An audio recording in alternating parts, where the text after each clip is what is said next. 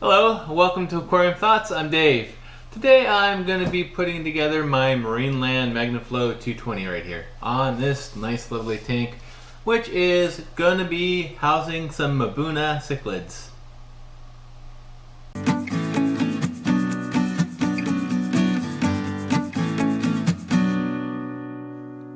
Today I'm going to be putting this canister filter on this 60-gallon right here, which is, like I said, housing Mabuna cichlids. Right now I have 5 in there.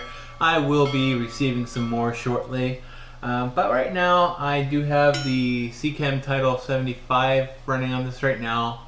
I'm not too pleased with the 75 as I was on the 55.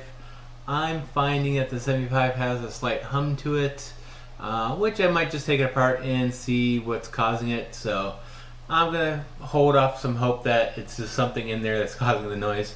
But this is a secondary filtration system that I will be running on this, which is a canister filter. So let's go ahead and open this up and get it set up. Just got to open the box. I'm going to set this down here. Be a little bit easier. Or so I thought. So there we go. Okay, you got a parts list, I'm assuming, which is part diagram. So we have this. We have a white box, which what I'm assuming is not going to be fish, but tubing. And lo and behold, that's exactly what this is. It's tubing. Tubing, connector piece for tubing, and a more kind of filter thingamajiggies to filter this thing out. So we have that. We have instruction manuals, and of course that was just what was in the white box. I am now going to be pulling out the filter itself, which is this thing right here. This monstrosity. No, it's not a monstrosity. I've seen some larger ones out there, but this is pretty much a small one. It's good for up to, I think, 55 gallons, or so they say. But anyways, I'm going to go ahead and unwrap this and get started on setting this up.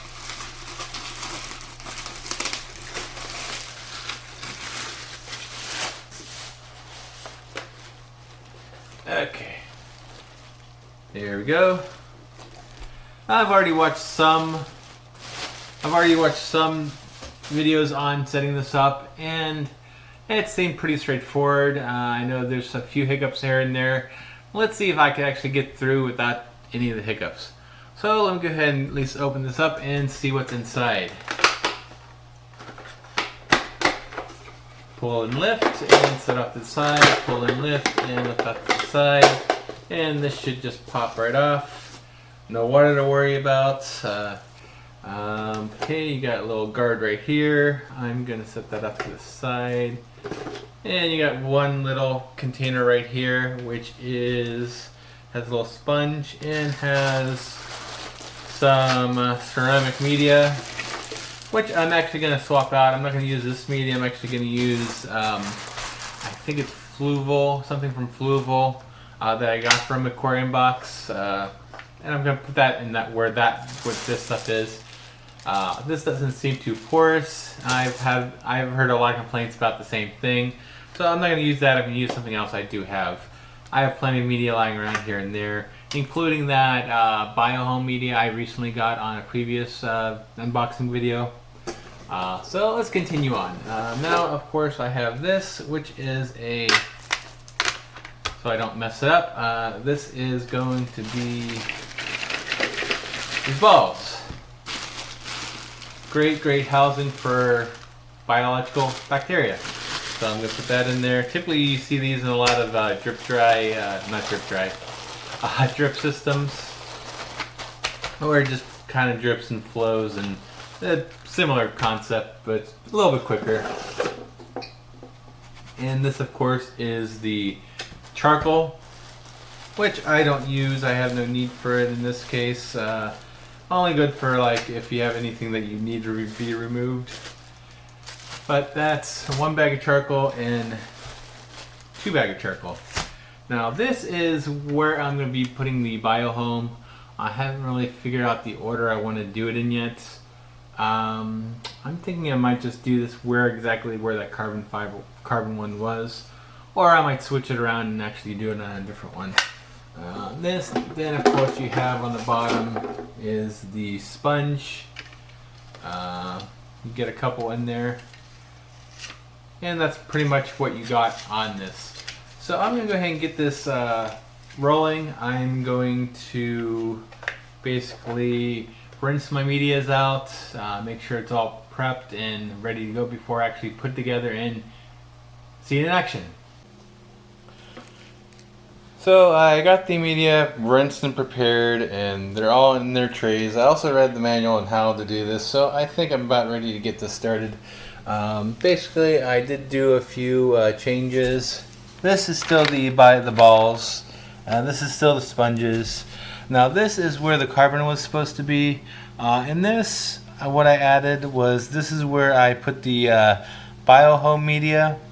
As you can see, I also have some CChem matrix in there too, so I added a little bit up. And of course this, I changed the main filter that they had with a pinky filter. And basically on the inside I have the Fluval Biomax, as well as some more of the CChem matrix. So I'm going to see how this flows and go from there. I still have this piece right here. I'm going to hold on to that just in case I need it. And this is the product I used on the, this is the Fluval Biomax. This is the media I used instead of the one that Marineland gave. This one seems to be, this one is way more porous than what the Marineland one looks like, mainly because the Marineland looks nice and smooth. So I don't think that's going to cut it in terms of beneficial bacteria. Now these little balls right here, so far just by rinsing them, I am really liking them. Basically when I put them in the water, you can just hear the sizzle of the water running into my pores in that stone. Now basically that's that. I'm gonna go ahead and continue putting this together, so let's go ahead and do that.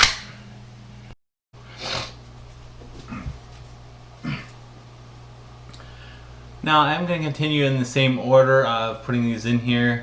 Of course, first with the sponges, which is on this, could go any which way as long as they're all matched. So I put them this way, doesn't really matter as long as the rest match the same direction. So next one that I'm going to be putting in would be the one that used to hold the carbon filter, which is going to be the biohome media plus the CChem matrix. Mostly this is the biohome though, so let me just figure out where the hole goes, and it's going to be facing this way. I'm going to go ahead and set that in there. That is nice and secured in there. And then next is going to be the small little balls. I don't know what they call them, maybe bio balls, just plastic balls. So I'm going to go ahead and grab those and put those in there. Of course, same direction, and set that in there. And then of course the final one, which is the Fluval Biomax and the CChem matrix, and that plops right in there. And of course you have this, which is going to plop right on top of it, and gotta remember how this goes. There we go. And there you have it. I have pretty much the media in there. Now all I have to do is, of course, put it together. And got this little guy right here. Now one thing I have learned basically in the internet is to prolong this.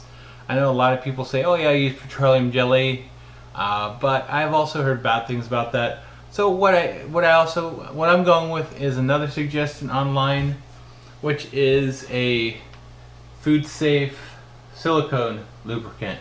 This one is from Super Lube. This is an O-ring silicone lubricant. It is food grade. So I have no problem using this in with my fish. So I'm going to use that to basically lubricate the O-ring here. Basically that of course goes right on this lip right there, nice and snugly and securely. This is just like putting on your bed sheets on your bed. You put one side on and of course the other side pops off. So you kind of have to figure out a way to do this. And I'm going to just do it how I do my bed sheets, do the corners, and that still doesn't work. This of course is going to be the tricky part. If you have any tips on how to do this easier, please leave it in the comments down below, because I would definitely want to know how to do this next time I have to do this when I maintain these filter.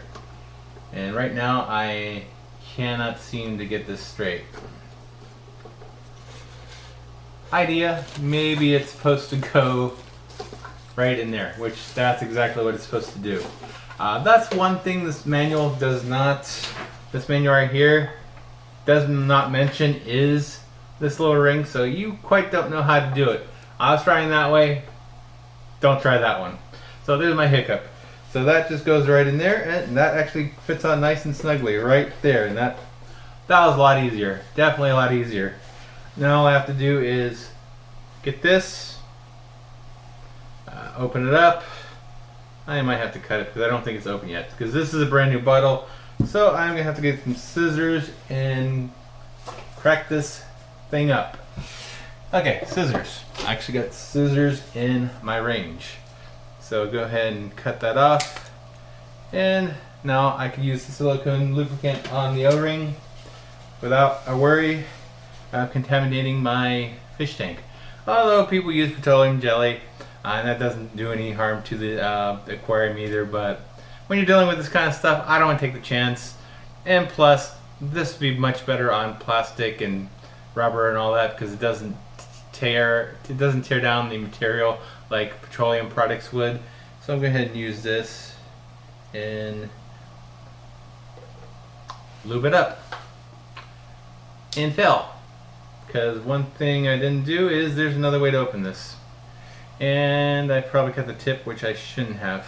But lesson learned.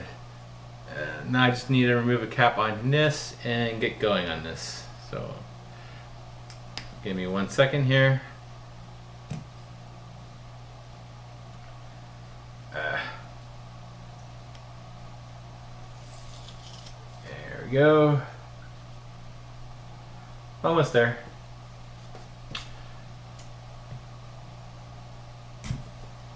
There, done. When all else fails, use scissors.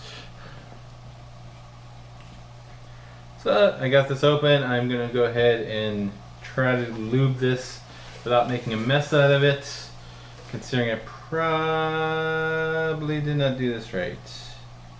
I don't know, it's kind of like a gel, so this will be perfectly fine. So I'm gonna go ahead and lube up the O-ring right here and get that nice and lubed up. That way it helps protect the sill, and I won't hopefully have any worries about leaks, because that's the last thing I want in this house is a water leak. That probably wouldn't make my wife very happy, nor would it make me very happy either, but let's see here. Nor will it make my fish happy.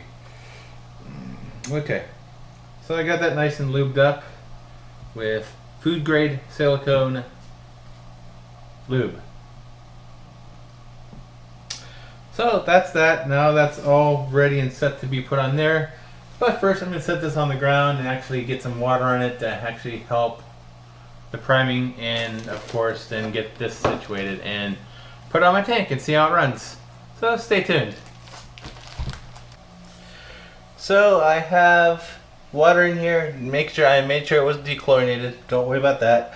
So now it's ready just to get the cap on, which I'm going to do right now, and hopefully I didn't pour too much water in there.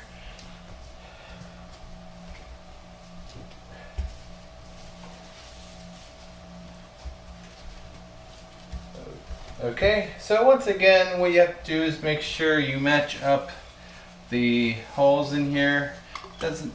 And just make sure that goes into where that needs to go into. Otherwise this thing won't work. And there you have it. And then all you have to do is just latch and, okay, more hiccups. Okay, latch and shut. Latch. Okay, latch and shut. And I'm having problems latching it, but just make sure it latches and shuts. That's all there is to it. And this is ready for the other pieces. So I'm going to go ahead and put that all together and get it connected to my tank right here and see how that goes.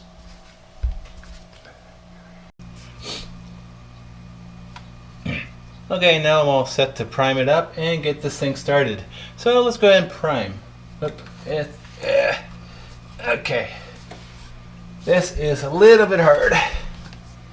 Let me move this out a little bit and see if I can make it a little bit easier for me. There we go. First one's hard.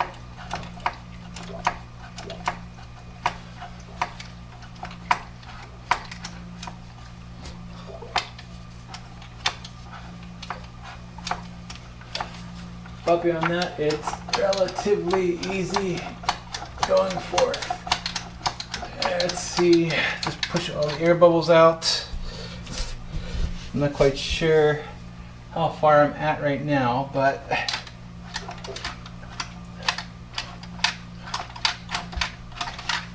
okay.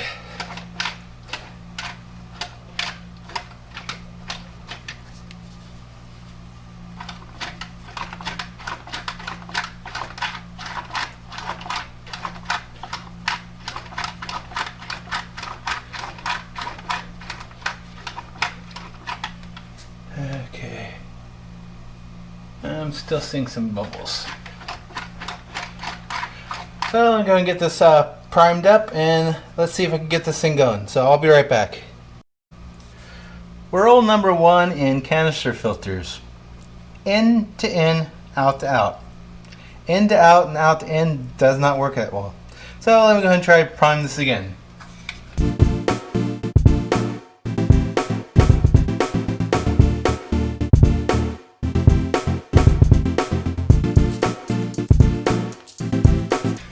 Okay, this priming business is not as easy as it seems.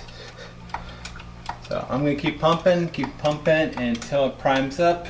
And when I get this up and running, I will let you know.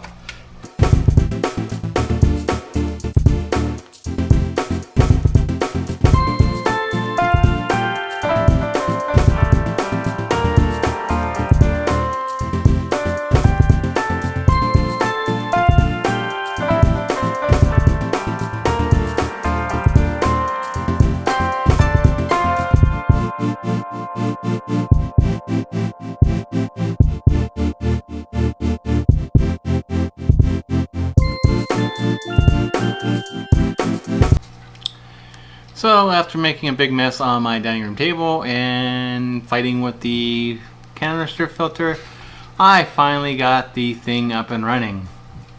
Finally. That's the one thing about these canister filters that you have to prime. It can be a pain in the butt.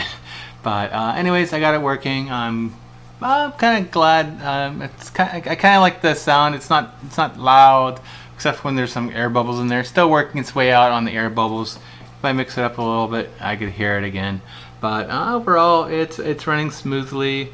Creating a lot of flow in the aquarium here.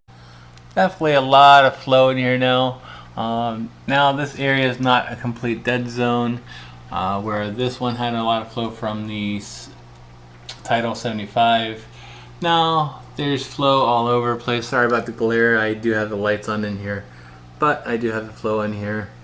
Now I know it might be a little bit soon to put a lot of these fish in here, but I did have a seasoned biological media in my other tank that I used. So it's a cycle media that I'm using in here. So for this it should be fine. So I'm not too worried about it. And there's like a little fish kind of poking up. Now it's going to come visit the camera.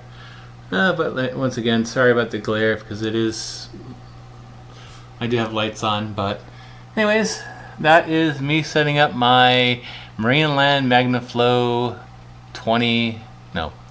220. So, as usual, keep researching, keep learning, and have a great day.